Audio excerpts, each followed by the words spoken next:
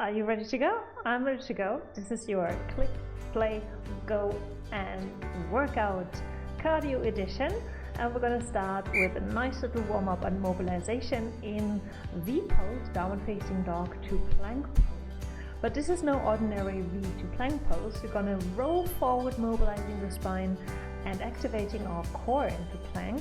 So once you come into that down dog, you want to round yourself, pulling the navel in and making yourself as round as possible, even pulling the head in slightly, as if you want to like reach with your eyes into your belly button, see what's going on there.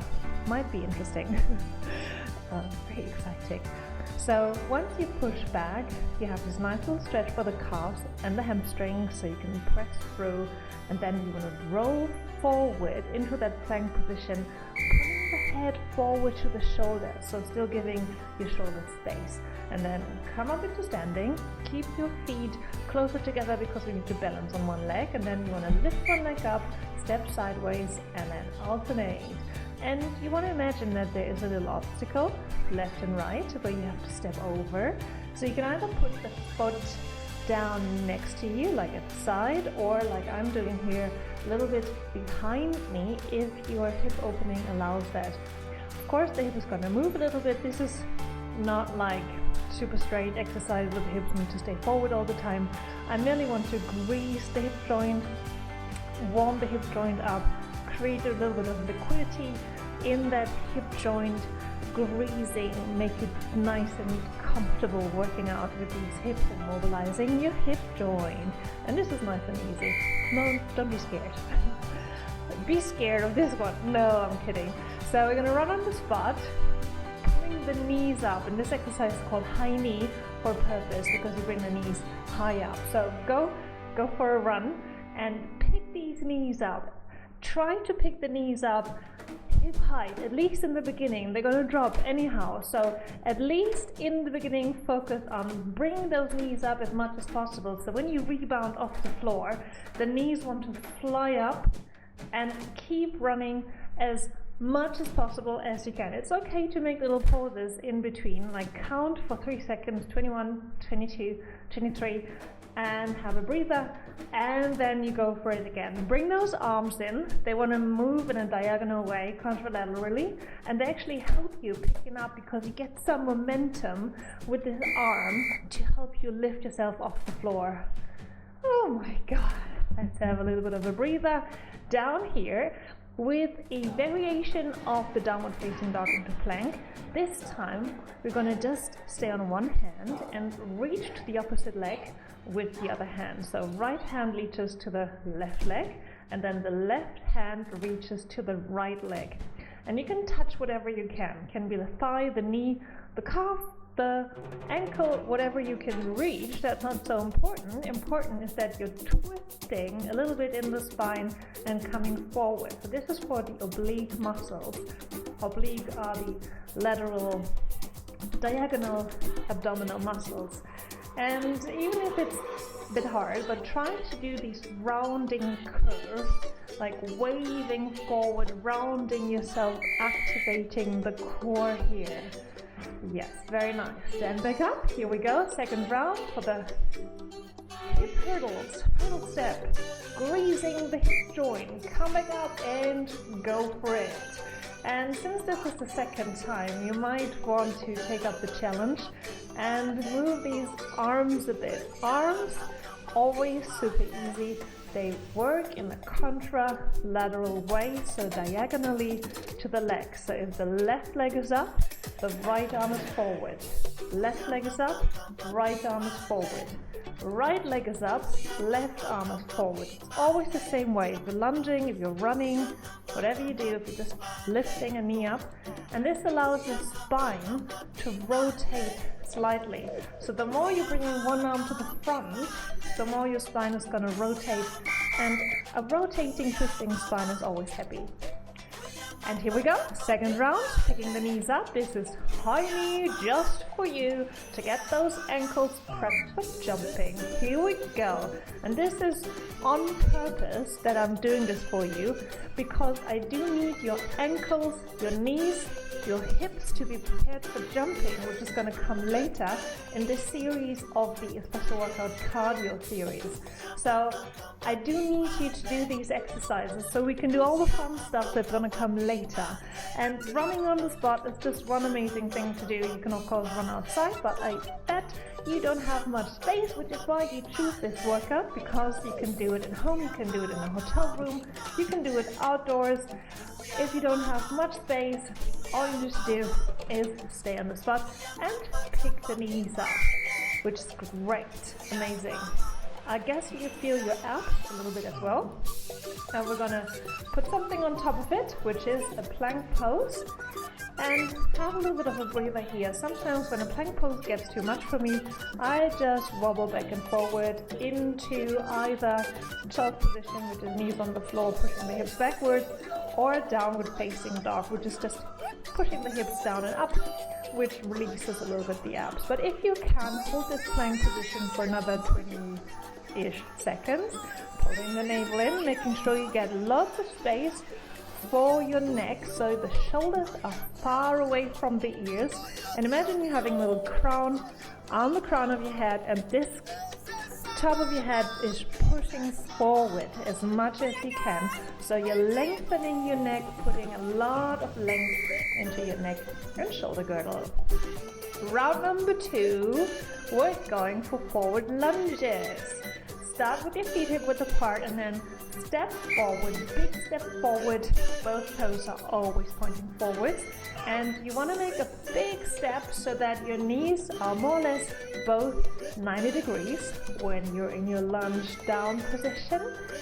And the shoulders stay more or less above the hip joint. So you're not flexing too much forward, so that you're kind of greeting your thigh every time, like down with the belly button onto your thigh. No, you're not relaxing your upper body on the thigh, you're staying upright with the shoulders above the hips. So actually the alignment is ears above of shoulders, above of hips. Very nice.